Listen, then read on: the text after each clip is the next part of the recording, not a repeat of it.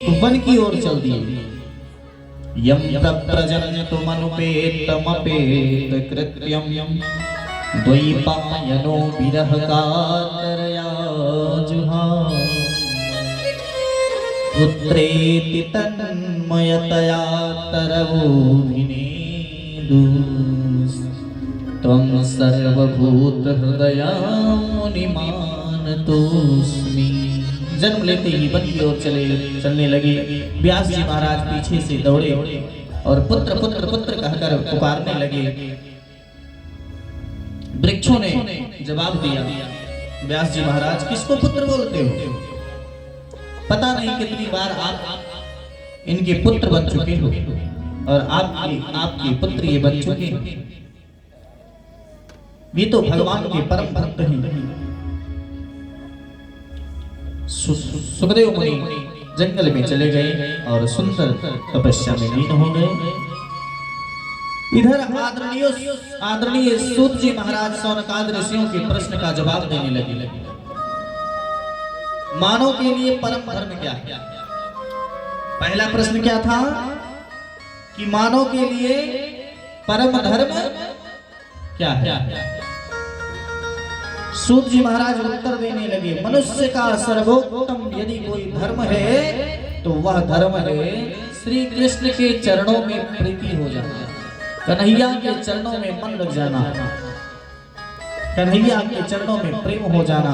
और यह प्रेम निष्काम हो, ये नहीं कि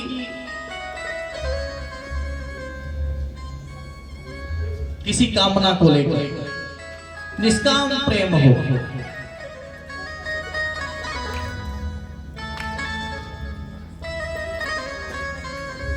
दूसरी बात आप लोगों ने पूछी थी कि मंदिर में देवता श्रेष्ठ कौन होते हैं।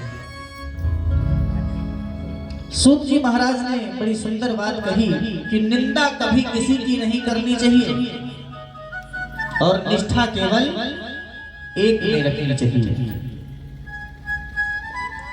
निंदा किसी की नहीं करनी चाहिए और निष्ठा केवल एक में होनी चाहिए।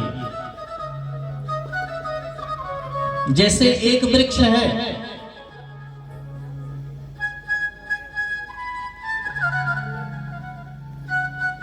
एक वृक्ष है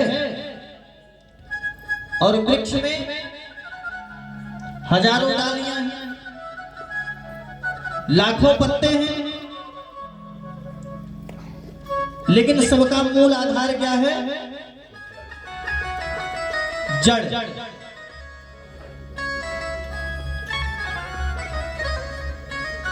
इसलिए इष्ट एक होना चाहिए और निंदा हमें कभी किसी की नहीं करनी चाहिए, सबको चाहिए। एक कहावत है, एक ही साधे सब सब है, सब साधे सब जाए। इसलिए निष्काम प्रेम होना चाहिए भगवान के प्रति, अपना इष्ट एक होना चाहिए। तीसरी बात है, आपने कहा था कि भगवान भिन्न भिन्न अवतार लेते हैं। वेद में जब नामा जन्मा है तो कैसे भगवान अवतार लिए?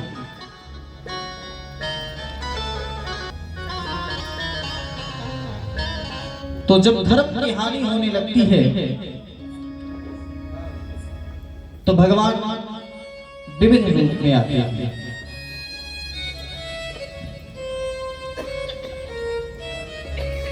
शास्त्रों की माने तो वैसे भगवान के 24 अवतार हैं।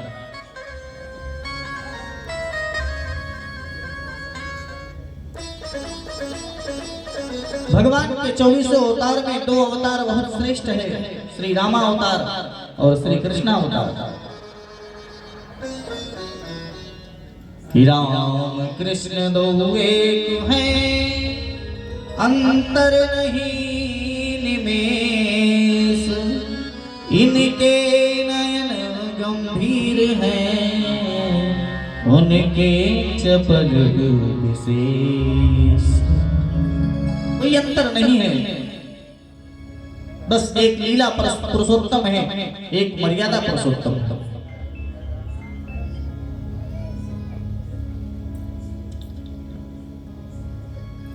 सुखदेव मुनि जा ही रहे थे, जंगल में नग्न होकर तपस्या कर रहे हैं। हजारों स्त्रियां मार्ग में मिली हैं।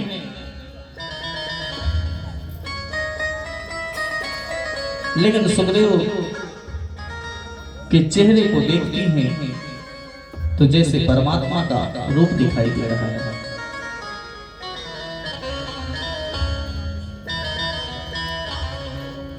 व्यास जी महाराज सुंदर निरूपण करते हैं। बड़ी सुंदर कथा है। इसके आगे व्यास जी महाराज परीक्षित की जन्म की कथा कहते हैं।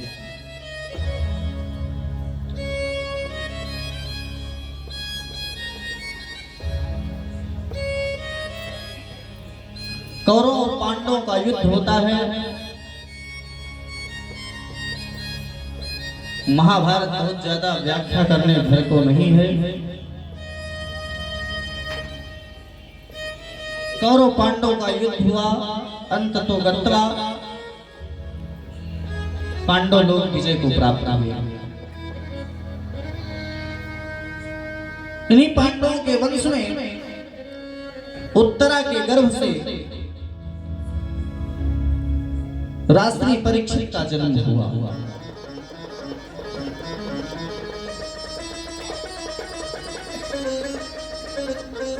परीक्षित के बाबा परबाबा अभिमन्यु तो रहे नहीं। अभिमन्यु मारे जा चुके हैं,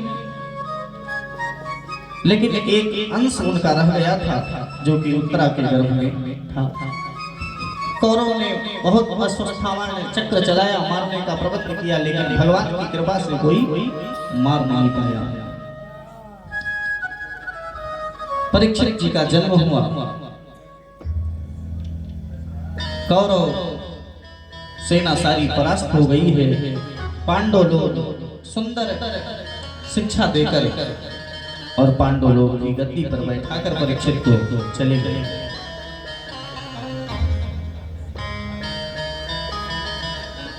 बड़ा सुंदर साम्राज्य है परीक्षित का।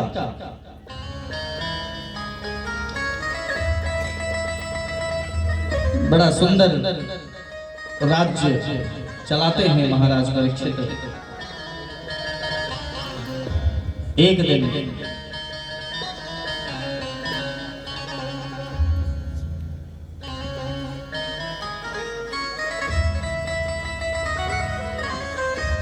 परीक्षित ने देखा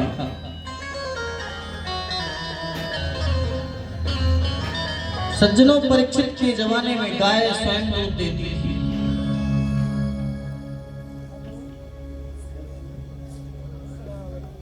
परीक्षित महाराज ने देखा कि बड़ा सुंदर साम्राज्य है हमारा, थोड़ा देखते हैं इधर उधर।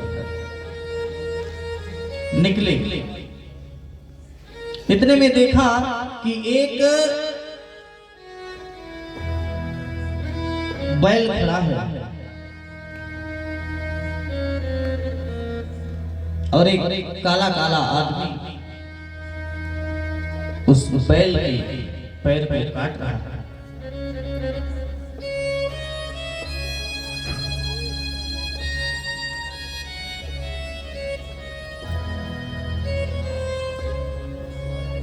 तीन पैर तो कट ही गए हैं, एक पैर पर खड़ा है और वह काला आदमी काट रहा है पैर।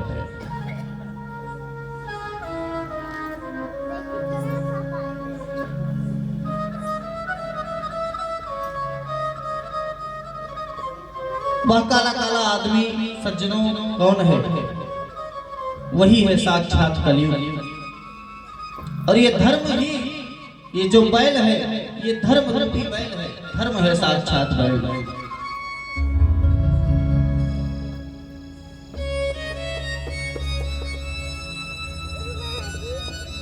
गाय माता रोदन कर रही है, रो रही है।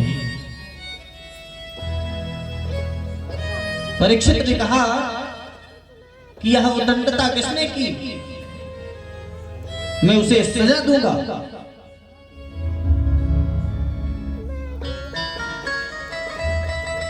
मेरे राज्य में ऐसा नहीं हो सकता।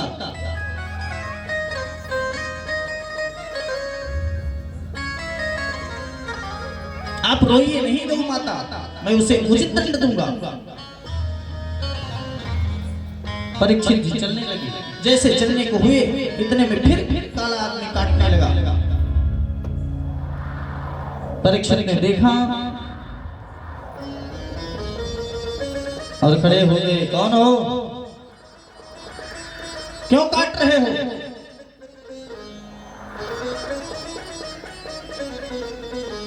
कलयुग तत्काल चरण में लेट गया और बोला, महाराज क्या करूं, कहां जाऊं, कहां जाऊं?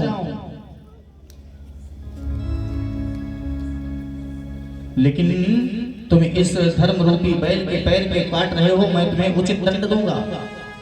कलयुग चरण में लेट गया, बोले, महाराज नहीं, मैं आपके चरण में हूं। और परीक्षित के बाबा लोग समझा के गए थे, यदि कोई शत्रु भी चरण में गिर पड़े तो उसे माफ कर दे। वही बात परीक्षित को याद आ गई और परीक्षित ने कहा, ठीक है, चलो मेरे राज्य से चले जाओ। कहां जाओ, कहां?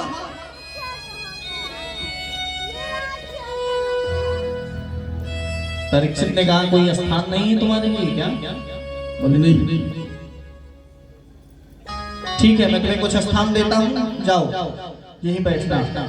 छूतम पानम स्त्रियः सूना यत्रा धर्म चतुर्विधा। जाओ, कलयुग जुआ में तुम्हारा वास होगा। जो छूत क्रीड़ा करते हैं उसमें तुम्हारा वास होगा, जो कपट करके जुआ खेलते हैं उसमें तुम्हारा वास होगा। क्यों? क्योंकि जुआ बिना कपट का नहीं हो सकता। यदि सच्चाई से जुआ में जीतना चाहे तो धर्मराज युधिष्ठिर नहीं जीत सकते हैं। जाओ, कलयुग सुरापान में तुम्हारा वास होगा। सुरापान आज बर्बाद कर देता है। कितने लोग मैं देखता हूं पी करके नालियों में पड़े रहते हैं।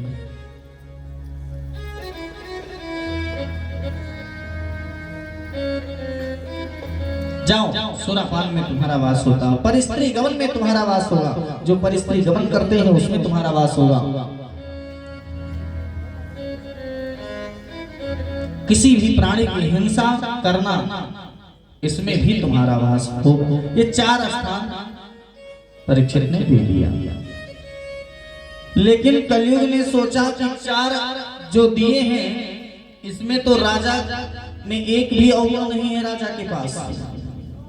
और जब तक मैं राजा के सर पे ना बैठूं फिर क्या मतलब? रोने लगा कलयुग और कहा, महाराज थोड़ा और कुछ कृपा कर दो, एक स्थान और दे दो।